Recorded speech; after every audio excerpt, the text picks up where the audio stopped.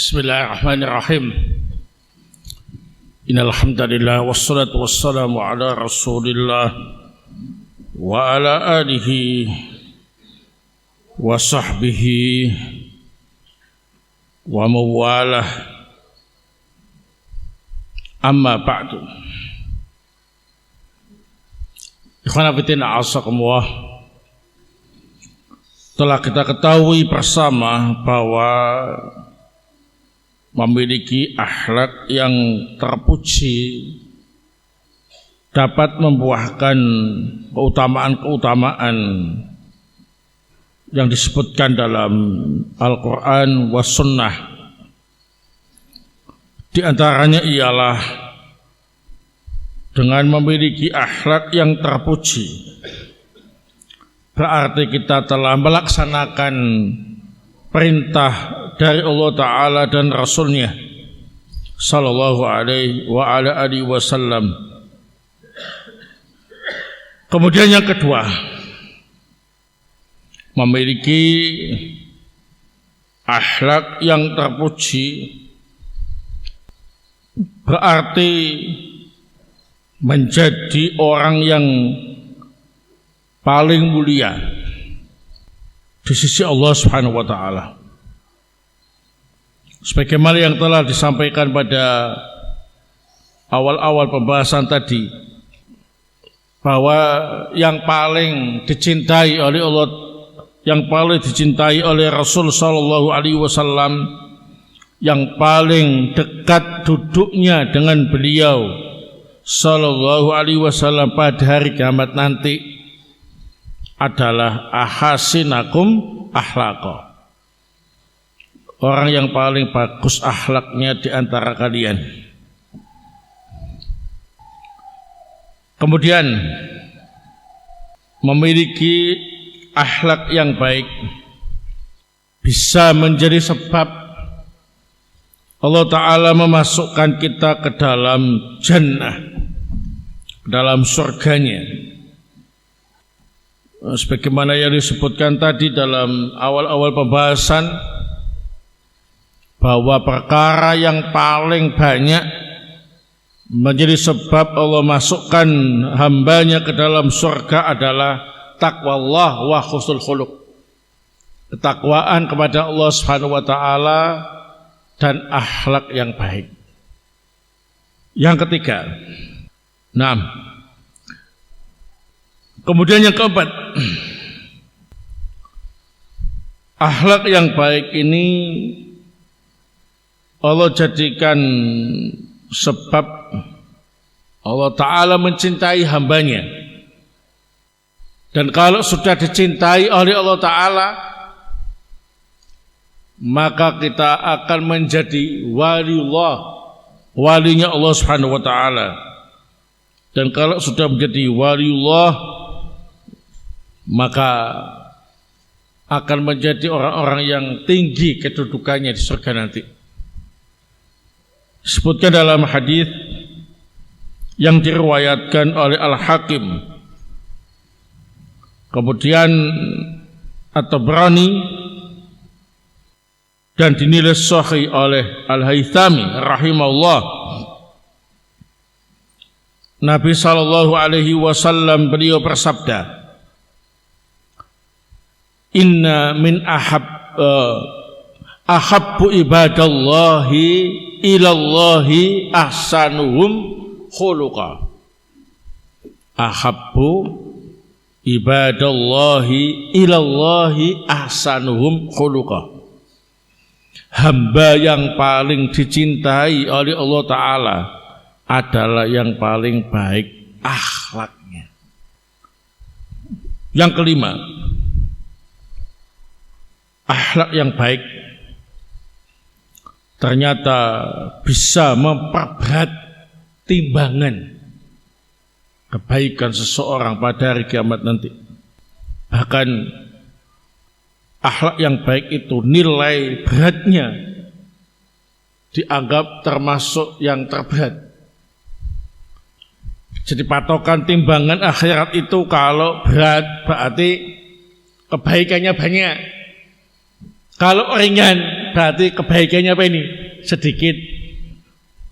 Nah, yang paling memperberat timbangan tadi di antaranya ialah akhlak yang baik. Disebutkan dalam hadis yang diriwayatkan oleh At-Tirmidzi, disahihkan oleh Al-Albani dalam Shahihul Jami'. Nabi sallallahu alaihi wa alihi wasallam bersabda, "Ma min syai'in fil mizani athqalu min husnil khuluq." Tidak ada amalan yang paling berat ketika ditimbang melebihi akhlak yang baik. Tidak ada yang bisa menandingi beratnya timbangan akhlak yang baik. Semakin bagus akhlak seseorang akan semakin berat timbangan apa ini? Kebaikannya. Nah, kemudian ternyata akhlak yang baik, yang berarti yang keberapa? Yang keenam, ya. Itu pahalanya melebihi pahala orang yang rajin sholat tahajud dan rajin puasa sunnah. Rajin sholat tahajud, rajin puasa sunnah itu tandanya orang soleh, ya. Tandanya ahli ibadah. Karena kalau dia rajin sholat malam, padahal sholatnya sunnah, ya, maka sholat wajibnya tambah rajin. Gak mungkin orang yang bolong sholat fardu kemudian jadi rajin sholat malam. Nah, gak mungkin orang yang meninggalkan sholat fardu kemudian rajin sholat malam. Nah, yang ada ialah pasti orang yang rajin sholat malam itu rajin sholat fardunya. Demikian pula orang itu rajin puasa sunnah, berarti dia pasti rajin puasa Ramadan. Gak ada ceritanya orang yang puasa Ramadannya bolong-bolong atau gak puasa Ramadan kemudian rajin puasa sunnah. Nah, gak ada, ya. Nah, jadi yang terjadi ialah puasa Ramadannya bagus, ditambah lagi puasa sunnahnya. Ternyata walaupun itu adalah simbol orang soleh, simbol orang itu ahli ibadah, akhlak yang baik itu pahalanya lebih besar. Insyaallah, ya. Di akhlak yang baik yang kita terapkan dalam kehidupan sehari-hari terhadap istri kita, terhadap anak-anak kita, terhadap teman-teman kita, terhadap tetangga-tetangga kita, itu nilai pahalanya lebih besar. Bagaimana kalau dia juga rajin sholat malam, rajin puasa sunnah? Wah, berarti top markotop. Orang ini memang istimewa, ya. Nah, istimewa. Ya. Istimewa bingit. Wah, ya. Nah, baik. Disebutkan dalam hadis yang diriwayatkan oleh Abu Dawud, Imam Ahmad, Al-Hakim, disahihkan oleh Al-Albani dalam Shahihul Jami'. Nabi sallallahu alaihi wasallam bersabda, "Innar rajul la yudriku bi husni khuluqihi darajati qa'imil lail sha'imin nahar." Sungguh seseorang itu dengan akhlaknya yang baik mampu mengejar, mampu mengungguli derajatnya orang yang rajin sholat malam dan yang rajin sholat, yang rajin apa ini? Puasa di siang hari. Jadi jangan meremehkan akhlak yang baik, ya. Pahalanya besar. Bahkan yang lebih Tegas lagi disebutkan dalam hadis yang diriwayatkan oleh Imam Ahmad, innal muslim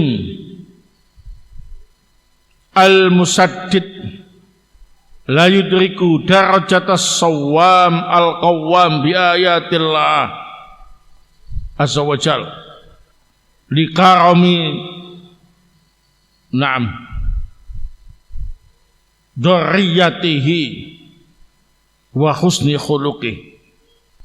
Sungguh seorang muslim yang selalu berjalan di atas kebenaran mampu mengungguli derajatnya orang yang ahli puasa dan orang-orang yang menegakkan ayat-ayat Allah Azza wa Jalla di malam hari, yakni sholat tahajud sambil membaca Al-Quran, ya, kadang sampai khatam, ya, nah, saking panjangnya, ya, nah, itu mampu dikejar keutamaannya oleh seorang muslim yang berada di atas kebenaran karena kemuliaan tabiatnya dan akhlaknya yang baik. Orangnya itu muslim, lurus, akhlaknya baik, karakternya baik, itu keutamaannya atau pahalanya mengalahkan as-sawwam. Dikatakan as-sawwam kalau di ahli puasa, anggap aja rajin puasa Daud begitu, ya. Nah, paling berat, ya. Nah, dan juga mengungguli derajat orang yang sholat tahajud dengan menghatamkan ayat-ayat Allah Azza wa Jalla. Sholat tahajud 2 rakaat, witir 1 rakaat, 3 rakaat saja. Kalau konsisten, istiqomah, itu bagus. Jadi dianggap orang yang selalu ingat kepada Allah Subhanahu wa Ta'ala. Ini berapa rakaat ini?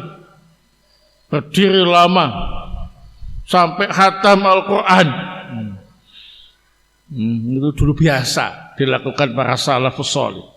Nah, berarti mulai sholatnya yang gak mendekati subuh, gak mungkin. Kalau banget sholat tahajud mendekati subuh sampai khatam Quran, gak mungkin.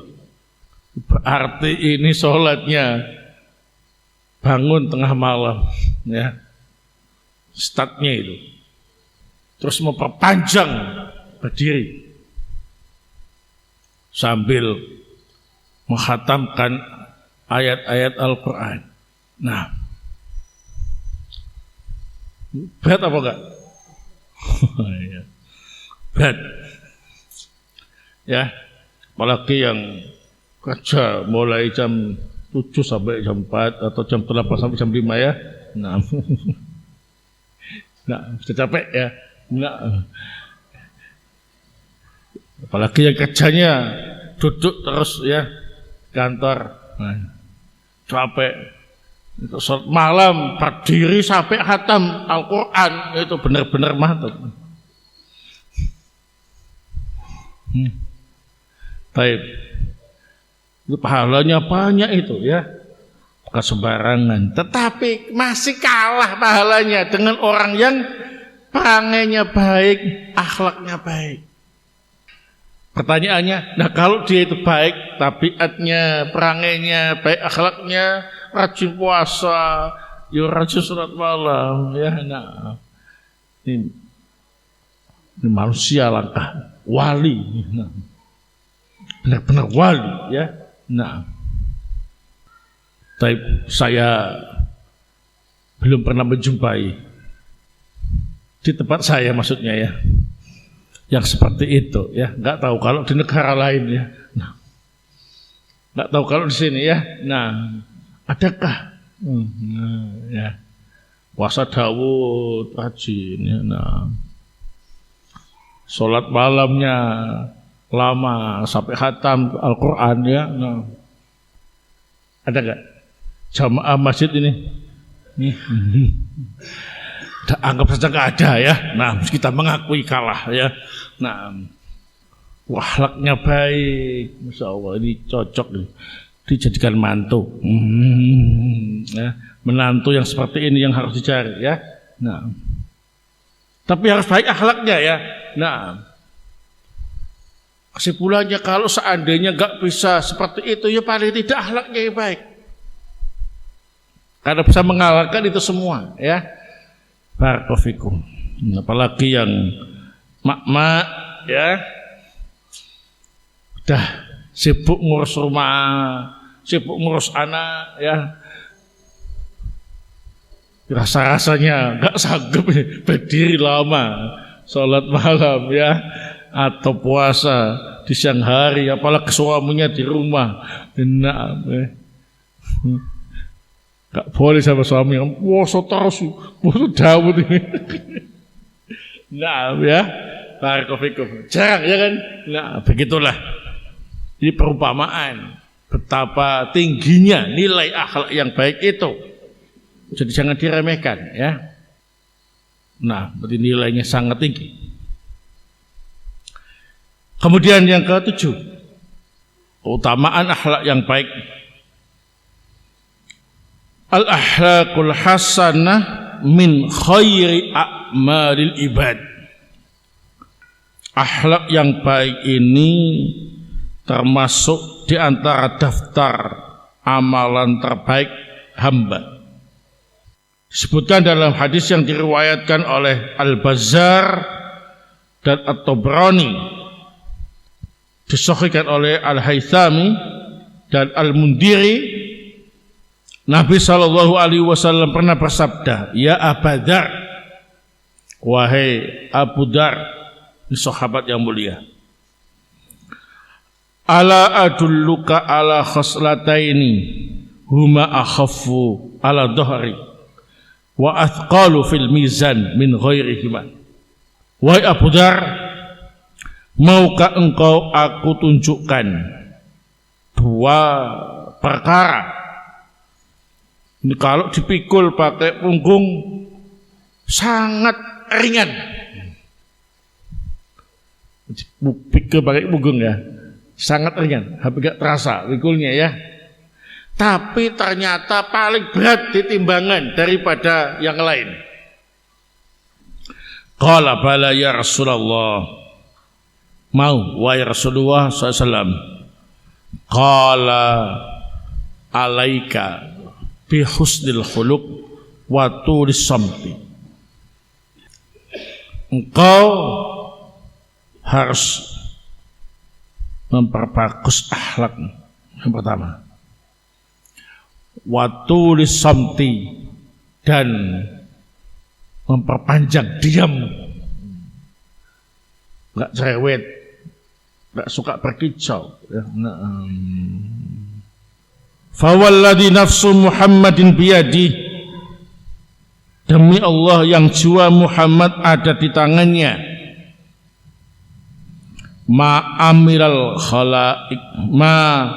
amalul khalaik bimithlihima, tidak ada amalan makhluk yang lebih baik daripada yang seperti dua tadi.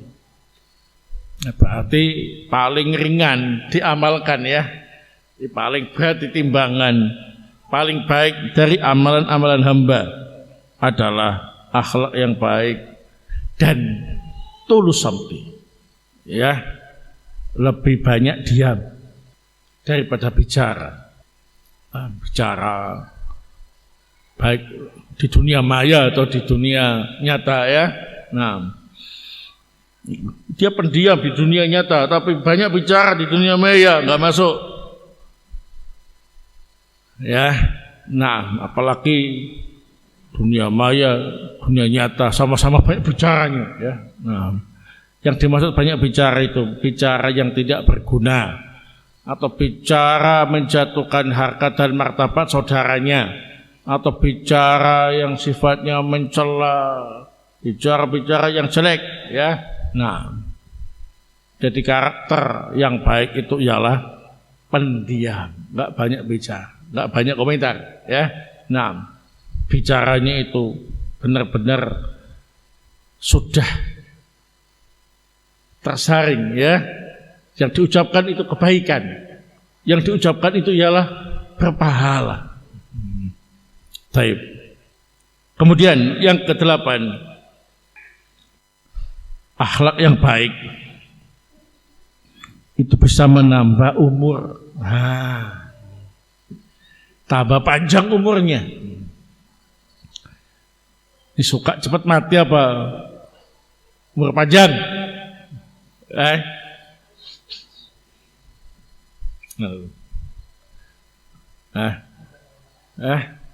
Suka umur panjang ya? Atau suka cepat mati? Nah, suka umur panjang kan? Nah, orang yang berakal, orang yang beriman, orang yang muslim suka umur yang panjang. Karena dengan umur yang panjang kita lebih banyak bisa berbuat kebaikan ya. Tapi kalau penjahat, jelek, agamanya macam-macam, orang ini segera mati saja daripada tambah-tambah dosa ya. Nah, tapi kalau dia muslim baik, ini kita doakan umurnya panjang ya. Nah, supaya panjang umur, perbaiki akhlaknya. Nah, jadi kalau olahraga itu kata orang-orang itu kan memperpanjang umur ya, itu nggak benar. Kalau sehat iya, tapi kalau memperpanjang umur nggak benar, nggak ada dalilnya. Ya,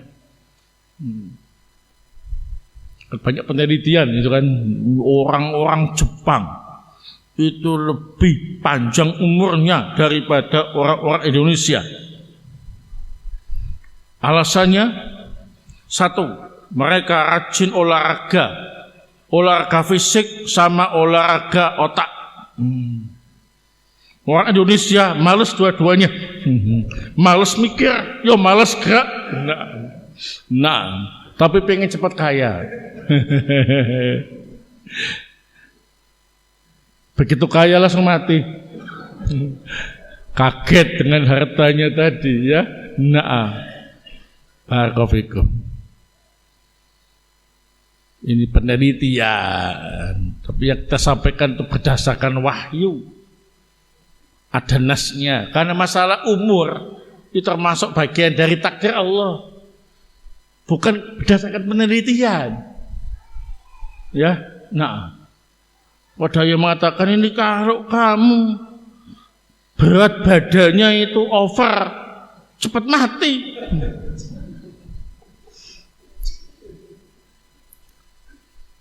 Tapi kalau bisa diet, tambah panjang umurnya. Enggak benar, banyak orang kurus yang cepat mati. Yang gemuk malah tambah gemuk, enggak mati-mati. Nah, banyak ya. Ini penelitian, enggak dipakai. Jadi masalah umur itu terkait dengan takdir Allah, harus berdasarkan wahyu. Takdir itu ghaib, tidak bisa berdasarkan penelitian, karena manusia itu hanya bisa meneliti yang nyata-nyata. Yang gaib-gaib enggak bisa diteliti, enggak bisa dilihat. Ya. Nah, berarti itu akal-akalan, ngarang. Barakallahu. Jadi demikian. Wadah yang sakit-sakitan juga mati-mati. Wadah yang sehat cepat mati juga.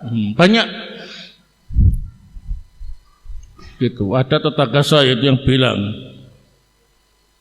itu kena kanker, ya cepat mati. Tak bilang kalau kanker penyakit ganas memang cepat mati, tapi kalau kanker kantong kering malas nggak mati-mati. Ya, nah, miskin menderita seumur hidup.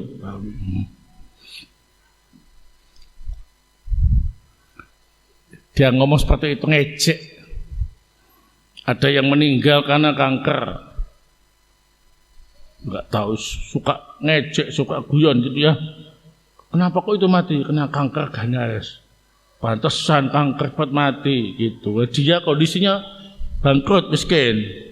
Tak bilangi kalau kanker ganas memang cepat mati, tapi kanker kantong kering nggak mati-mati sampai sekarang itu. Nah, menderita. Biar baru sadar dia. Nah, kayak jangan terlalu menyimpulkan sendiri ya.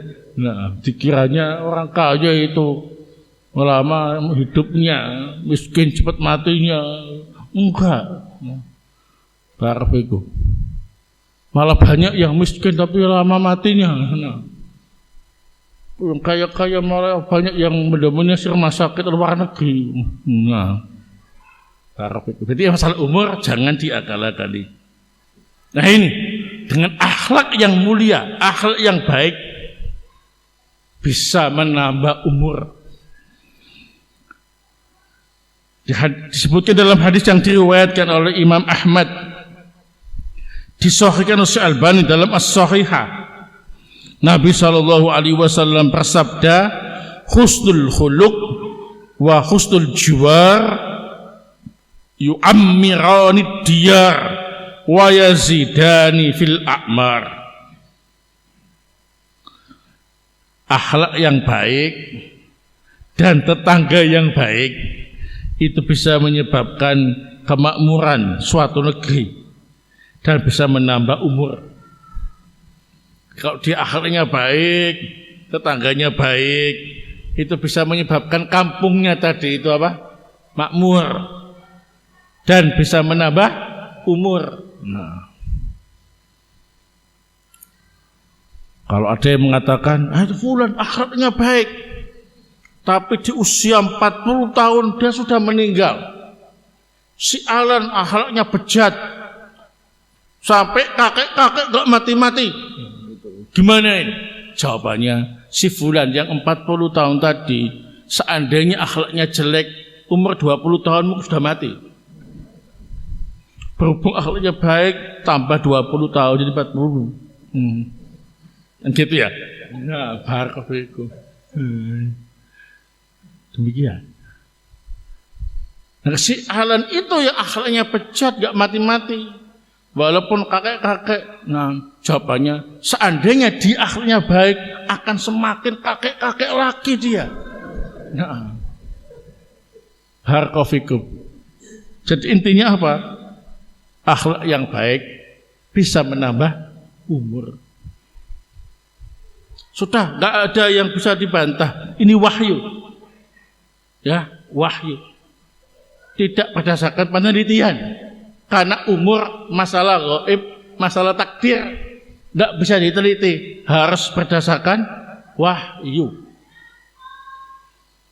Nah, jadi habis taklim kumpul ya sama istri sama anak ya. Kalau pengen panjang umur, mari kita sama-sama memperbaiki akhlak. Ini penting ya. Suaminya baik, istrinya baik, anaknya baik, ya insyaallah ditambah umurnya oleh Allah Subhanahu wa taala. Yang kesembilan, akhlak yang baik itu tanda imannya sempurna. Nah, semakin baik akhlaknya, berarti semakin sempurna imannya. Dalilnya ialah hadis yang diriwayatkan oleh At-Tirmidzi dan Imam Ahmad, disahihkan oleh Al-Hakim dan Al-Haythami dari sahabat yang mulia Abu Hurairah radhiyallahu taala an. Anna Nabiyya sallallahu alaihi wasallam qala akmalul mu'minina imanan ahsanuhum khuluqa wa khiyarukum linisaihim. Mukmin yang paling sempurna imannya adalah yang paling baik akhlaknya. Ini kata-kata mukmin ya, bukan muslim. Mukmin yang paling sempurna imannya ialah yang paling baik akhlaknya. Karena memang akhlak itu adalah buah dari keimanan, ya. Jadi mukmin yang paling sempurna imannya ialah yang paling baik akhlaknya. Semakin sempurna iman seseorang, semakin baik akhlaknya, ya. Semakin sempurna keimanan seseorang, semakin baik akhlaknya. Sehingga akhlak yang baik itu sebagai tanda dan bukti kesempurnaan iman. Wa khiyarukum linisaihim. Yang terbaik dari kalian adalah yang paling baik dalam memperlakukan istri-istrinya. Nah, jadi kita dianggap baik iman dan akhlaknya jika baik dalam memperlakukan istri-istri kita. Nah, saya enggak perlu mengajarkan kepada jamaah cara memperlakukan istri dengan baik, ya. Nah, kalau tak lihat jamaah banyak yang sudah sepuh-sepuh, ya, lebih banyak pengalamannya, ya. Nah, mudah-mudahan tidak ada kasus KDRT, kekerasan dalam rumah tangga, ya. Nah, di kalangan salafin pada khususnya jangan sampai terjadi, ya. Nah, jadi jangan punya kesimpulan salafi yang paling baik ya yang paling kuat dalam menempeleng istri. Salafi yang paling baik ya yang paling menelantarkan istri. Nah, ini salah, ya. Jadi yang paling baik ya yang paling bagus dalam memperlakukan istri-istrinya, ya. Nah, dikasih nafkah, ya. Kalau lagi tebel kantongnya, nah, kasih banyak, jangan pelit. Kalau lagi kering kantongnya, ya dikasih sesuai kemampuan, ya. Nah, kalau nggak bisa ngasih sama sekali, kembalikan ke orang tuanya. Pak, saya sudah tidak sanggup menghidupi anak bapak. Terserah, anak bapak mau diambil ataukah tetap bersabar bersama saya. Berani gak ngomong seperti itu? Nah, harus berani, karena memang kita adalah laki-laki yang bertanggung jawab, ya. Nah, bapaknya bilang, kamu sudah gak bisa menghidupi anak saya, gak bisa ngasih nafkah anak saya, ya sudah, cerai saja istrimu, tak carikan mantu yang baru. Siapa? Gimana lagi? Kita sudah gak sanggup memberi nafkah. Padahal nafkah itu kewajiban. Kita gak bisa memenuhi kewajiban. Angkat tangan. Jadi kita jangan kemudian tenang-tenang saja, ya. Jangan kemudian menganggap istri itu kayak wanita-wanita solihah di zaman para sahabat dulu yang sabar, tetap loyal, setia, hidup semati walaupun miskin. Wah. Itu dulu wanita-wanita sahabiah. Wanita-wanita sekarang enggak seperti itu. Enggak usah pakai menghayal, ya. Nah, kalau enggak mampu ngasih nafkah, hati-hati. Peringatan.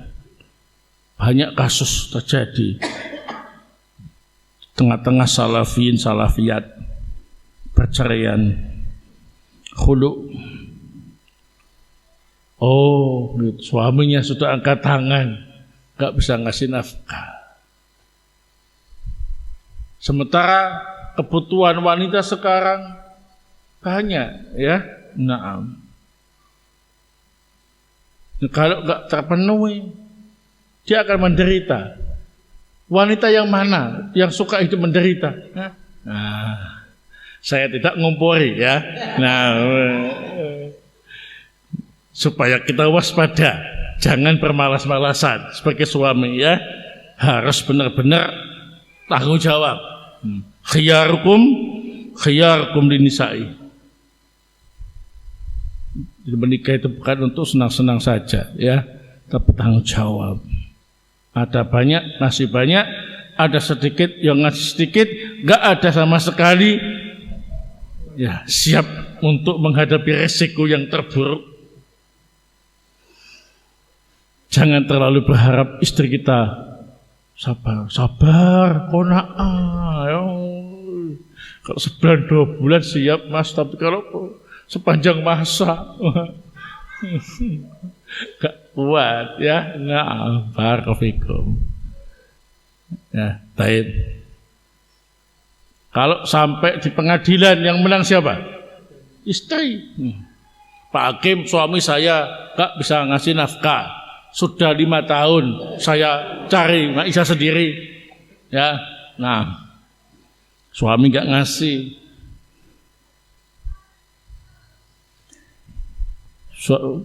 Pak Hakim tanya, betul gak? Betul Pak, saya bangkrut. Ya sudah, kamu khulu istrimu ya. Nggak mau Pak, saya masih cinta. Ya sudah, saya yang menghulu. Jadi khulu itu bisa diputuskan oleh hakim. Walaupun suaminya masih cinta, nggak mau melepas. Tapi kalau dia terbukti pailit, nggak ada suntikan dana, nggak ada kata toleran dari istri, nah nafkah atau cerai gitu, maka suami tidak punya kekuatan lagi. Hakim bisa memutuskan khulu jatuh.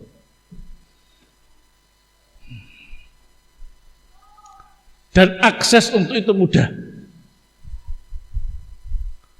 Perlindungan terhadap hak-hak wanita semakin ditingkatkan saat ini karena banyaknya laki-laki yang tidak bertanggung jawab. Sebagaimana yang saya sampaikan tadi, mohon maaf ya, enggak semua, tapi rata-rata orang Indonesia tadi itu malas mikir, malas gerak, tapi pengennya cepat kaya gitu. Akhirnya tambah kaya bukan, tambah miskin iya. Itu. Nah, jadi ini hati-hati. Khiyarkum linisa'in. Kemudian dikuatkan lagi dengan hadis yang diriwayatkan oleh Imam Ahmad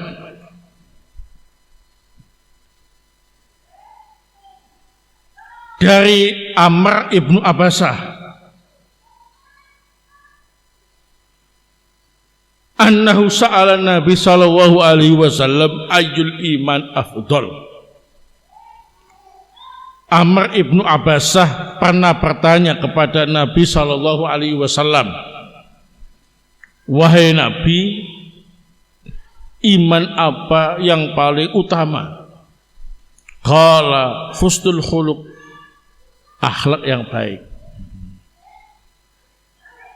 Jadi hadis ini di samping menunjukkan bahwa akhlak yang baik itu adalah tanda kesempurnaan iman, juga menunjukkan bahwasanya keimanan itu tidak hanya keyakinan dalam hati, tapi perangai yang baik, tabiat yang baik, akhlak yang baik termasuk bagian dari keimanan. Ya, nah, barakallahu fikum.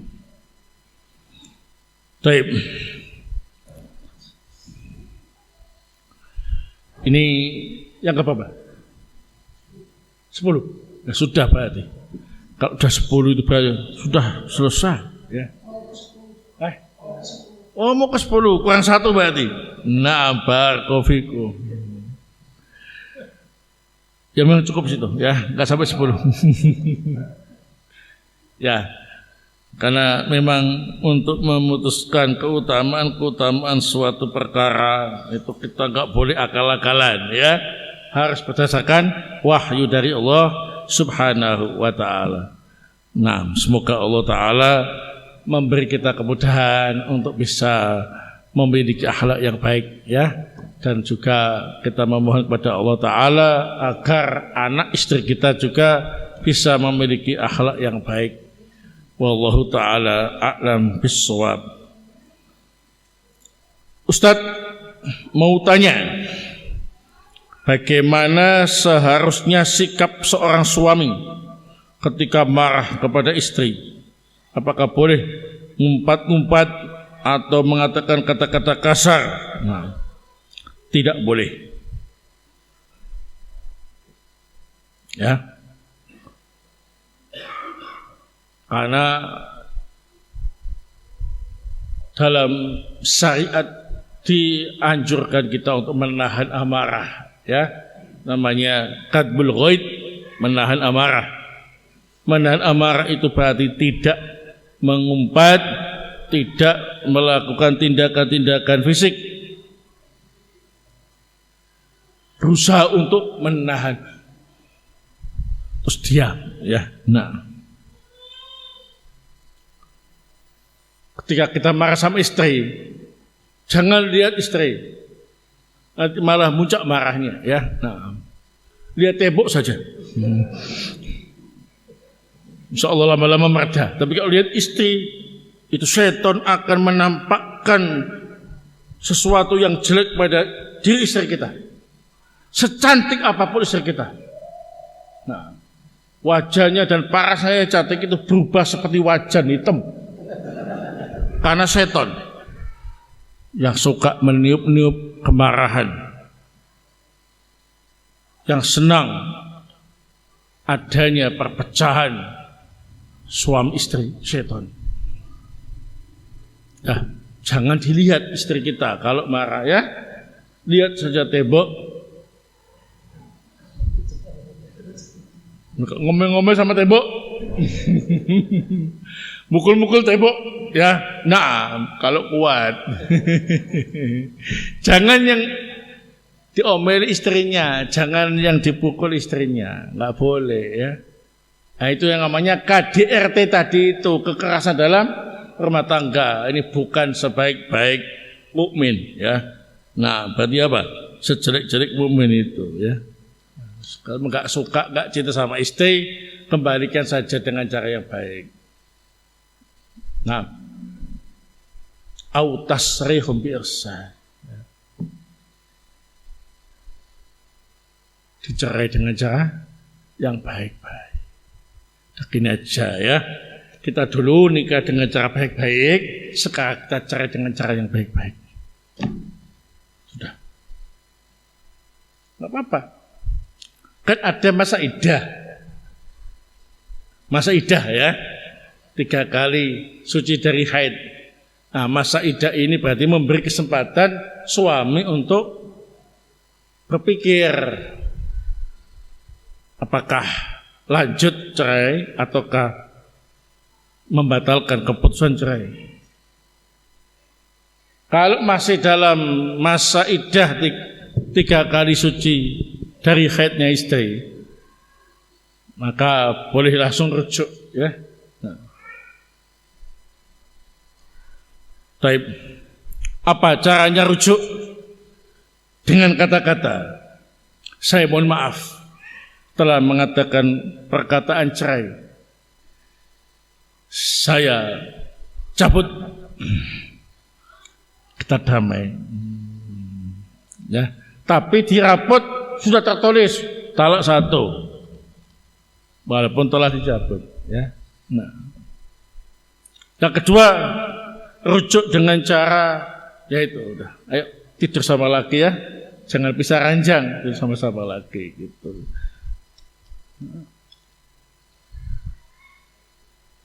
Walaupun enggak ngomong aku rujuk, tapi kok berhubungan badan lagi, itu sudah sah rujuk.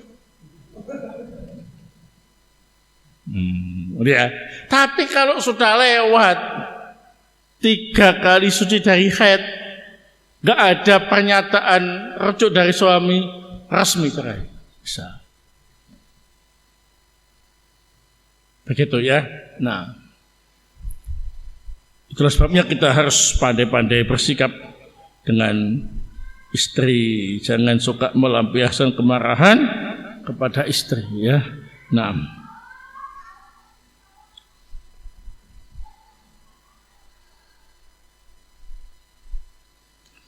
Ustaz, apakah boleh ummahat menghadiri taklim sendirian dikarenakan ummahat tersebut janda? Ya, kalau memang dalam batas tidak safar, tak apa-apa, ya. Tapi kalau sampai dalam batas safar, maka lewat radio saja, ya. Sampai Allah memberi Anda seorang suami yang mengantarkan Anda ke majelis taklim, ya. Nah, baik, barakallahu. Masih banyak insyaallah yang mencari janda-janda seperti Anda, ya. Rajin taklim, ya, soleha, ya. Nah, apalagi masih muda, ya. Nah, saya sarankan ke bos-bos, ya, yang punya ma'isyah kuat, ya, punya fisik yang kuat juga, punya tanggung jawab yang kuat untuk membantu janda-janda tadi.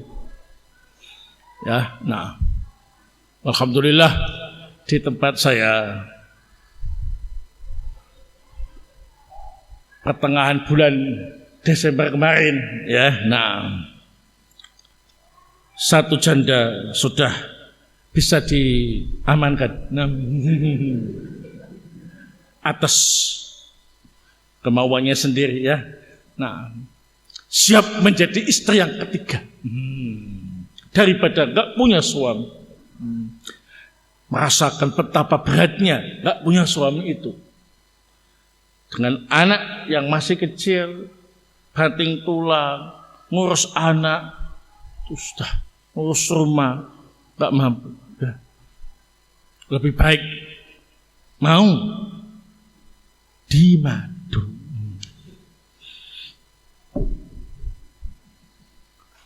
Nah, ternyata suaminya yang baru ini buka AI Meta tentang poligami.